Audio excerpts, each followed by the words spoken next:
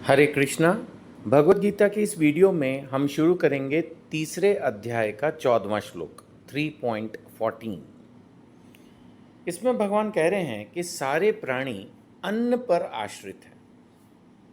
सारे प्राणी, और जो अन्न है वो वर्षा से उत्पन्न होता है और वर्षा यज्ञ करने से होती है। अब साइंटिफिक कैलकुलेशंस अलग हैं, आध्यात्मिक दृष्टि से देखें तो भगवान ये कह रहे हैं कि there is one rain god, वर्षा देवता। आपको अपने अच्छे कर्म करके उनको प्रभावित करना है और तब वो ठीक से वर्षा करेंगे। तो यज्ञ बार बार हम डिस्कस कर चुके हैं। कलयुग का यज्ञ वैसे तो हरे कृष्ण महामंत्र का जप है। इसके अलावा सबको अपने अपने नियत कर्म कर्तव्य पूरे करने हैं, जिससे भगवान के बनाए ये देवी देवता प्रसन्न रहते हैं और उचित समय पर उचित मात्रा में वर्षा होती है। सो सारे प्राणी अन्न पर आश्रित हैं जो वर्षा से उत्पन्न होता है। वर्षा यज्ञ करने से होती है और यज्ञ नियत कर्मों से संपन्न होता है। जो हमारे नियमित कर्म हैं वो करने हैं।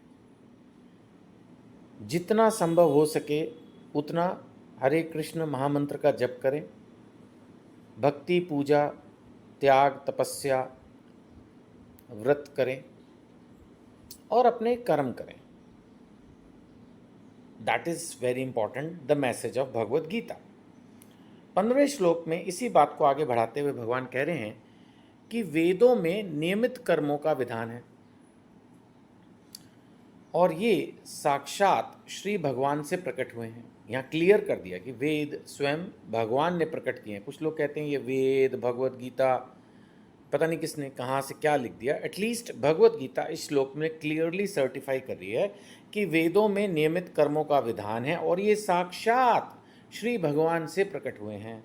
फलतः सर्वव्यापी ब्रह्म यज्ञ कर्मों में सदा स्थित रहता है। जब भगवान ने कहा है कि यज्ञ करो तो भगवान की उपस्थिति उन सभी यज्ञ कर्मों में है। आगे बताया जा रहा है 16वें श्लोक में, हे प्रिय अर्जुन, जो मानव जीवन में इस प्रकार वेदों द्वारा स्थापित यज्ञ चक्र का पालन नहीं करता। कुछ लोग होंगे जो इस सारा भक्ति, पूजा, यज्ञ, जप, व्रत किसी चीज़ में बिलीव नहीं करते। जो मानव जीवन में इस प्रकार वेदों द्वारा स्थापित, अभी आप यहाँ पर इस तरह से समझ सकते हैं, शास्त्रों में जो कुछ लिखा है, यज्ञ चक्र का पालन नहीं करता, वह निश्चय ही पाप में जीवन व्यतीत करता है। कोई आदमी कहे भाई मैंने अपनी मेहनत से पैसा कमाया है, मैं किसी गवर्नमेंट में बिलीव नहीं करता, आई स्ट्रांगली बिलीव कि मैं तो एक नास्तिक हूँ और कोई गवर्नमेंट नाम की चीज़ नहीं होती, इसलिए मैं कोई टैक्स नहीं देता, ना मुझे देने की ज़रूरत है। मैंने मेहनत की, मैं अपने सारी इनकम को जैसे चाहे वैसे खर्चूंगा, कमाऊंगा, कोई टैक्स नहीं दूंगा, गवर्नमेंट कुछ नहीं होती है। मैंने अपना बिजनेस अपनी मेहनत से खड़ा किया है, गवर्नमेंट ने कोई सपोर्ट नहीं किया, गवर्नमेंट कुछ है ही नहीं, इसलिए मैं गवर्नमेंट को कोई टैक्स नहीं देता। मेरी मर्जी, मेरा बिजनेस, मेरा विचार। ठीक है सर, बट आपको लगता है कि गवर्नमेंट इस बात को मानेगी, आपके विचारों की रिस्पेक्ट करेगी? हो सकता है आपके कुछ एम्प्लॉयज़, आपके फ्रेंड्स आपके विचारों की रिस्पेक्ट करें, अप्रिशिएट भी करें, तालियां भी मारें, लेकिन जिस दिन गवर्नमेंट के हाथ चढ़ गए सीधा जेल में टैक्स की चोरी के आरोप में। आपकी सोच से थोड़ी सब कुछ होता है।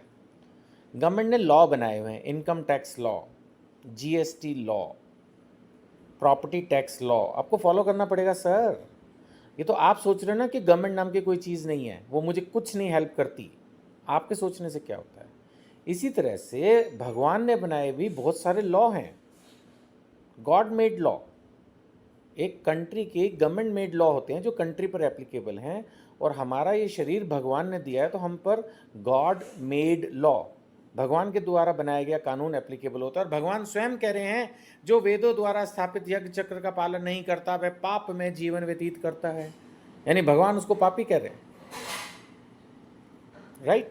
ऐसा व्यक्ति केवल इंद्रियों की तुष्टि के लिए व्यर्थ ही जीवित रहता है। मतलब भगवान उसको कह रहे हैं बिल्कुल जीरो है तुम, यूजलेस, व्यर्थ ही जीवन है तुम्हारा, कोई रिजल्ट नहीं है। 17वें श्लोक में, किंतु जो व्यक्ति आत्मा में ही आनंद लेता है, यानी आध्यात्मिक कार्यों में आनंद लेता है, ऐसा नहीं है कि वो जीवन नहीं जीता, शादी नहीं करता, बच्चे नहीं करता, बिजनेस नहीं करता, जॉब नहीं करता, सब कुछ होता है, बट आत्मा में ही आनंद ले रहा है वो, इंद्रिय भोग में रुचि नहीं है। और जिसका जीवन आत्म साक्षात्कार युक्त है, आत्म साक्षात्कार ये शब्द हमेशा से जब भी आएगा, अगर क्लियर नहीं है तो झंझकोरेगा।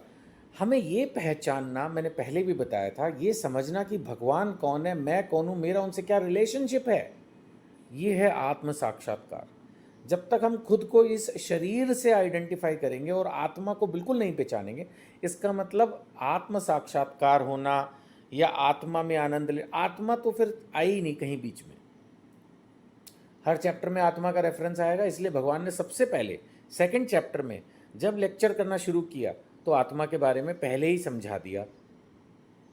किंतु जो व्यक्ति आत्मा में ही आनंद लेता है और जिसका जीवन आत्म साक्षात्कार युक्त है और जो अपने में ही पूर्णतया संतुष्ट है, नेचुरली जो आत्मा के लेवल पे चलेगा उसको जितना भी जीवन में मिलेगा वो उसमें संतुष्ट रहेगा।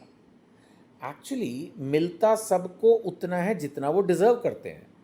तो जो असंतुष्ट हैं वो कौन है? वो हैं जिनको लगता है कि उन्हें ज़्यादा मिलना चाहिए था और मिला कम है, तो वो भगवान को, समाज को और सारी दुनिया को कोसते रहते हैं और दुखी रहते हैं।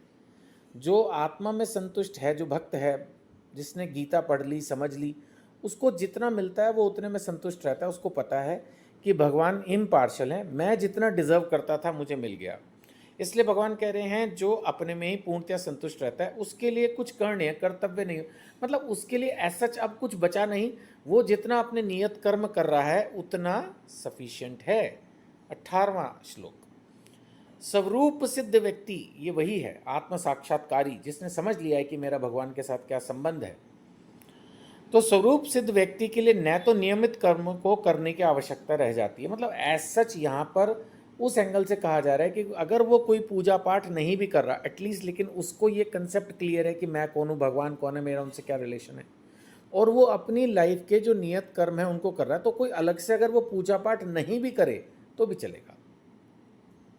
स्वरूप सिद्ध व्यक्ति के लिए न तो नियत कर्मों को करने की आवश्यकता रह सकती है, न ऐसा न करने का कोई कारण रह जाता है, मतलब वो न्यूट्रल है, करे तो ठीक, नहीं करे तो ठीक, ही अंडरस्टैंड्स एवरीथिंग, उसे किसी अन्य जीव पर निर्भर रहने की आवश्यकता नहीं रह जाती। 19वें श्लोक में इस वीडियो को ख़त्म करेंगे, ये पॉइंट एकदम क्लियर करता है इस वीडियो के सारे डिस्कशन को।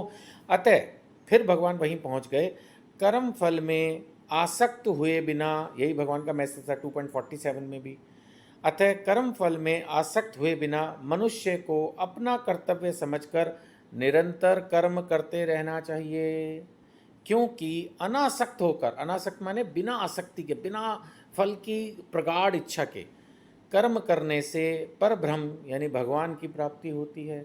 अल्टीमेटली भगवत गीता घुमा फिरा कर यही कहेगी कि अपने जो भी कर्म हैं उनको ध्यान से करो और उसका जो फल मिले उस पर संतुष्ट रहो, क्योंकि जितना आप डिज़र्व करते थे, विश्वास रखिए, उतना आपको ज़रूर मिलेगा। ठीक है, इस वीडियो में इतना ही, अगली वीडियो में आगे कंटिन्यू करेंगे। आपसे यही प्रार्थना, किसी एक भक्त को तो एटलीस्ट ये वीडियो फॉरवर्ड करें, शायद उसको पढ़ने में भगवत गीता मन नहीं भी लगता हो तो अब लगने लगे, कोशिश तो करें। और ये सारी वीडियो सिस्टमैटिक hindiharikatha.com पर अवेलेबल हैं, जुड़िए हमसे। धन्यवाद। हरे कृष्णा।